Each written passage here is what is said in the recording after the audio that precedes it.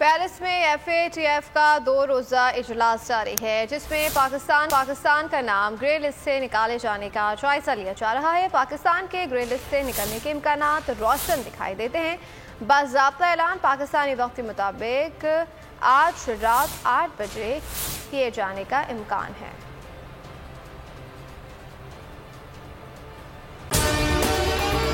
अगर आपको हमारी ये वीडियो पसंद आई है तो लाइक पर क्लिक कीजिए।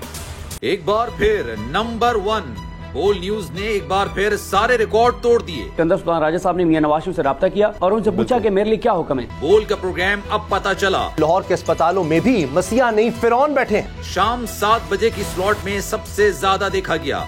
65% सार्फिन ने सिर्फ बोल देखने का इंतखाब किया। खून हल्का हवलदार का ही होता है, पुलिस के खिलाफ तो न जाने कितने प्रोग्राम्स हैं। क्योंकि बोल है नंबर 1। सबसे ज्यादा व्यूज, सबसे ज्यादा रील्स और सबसे ज्यादा रेटिंग के साथ बोल अब भी नंबर 1 पोजीशन पर बरकरार। सब्सक्राइब करें और बेल दबाएं ताकि कोई खबर रह न जाए।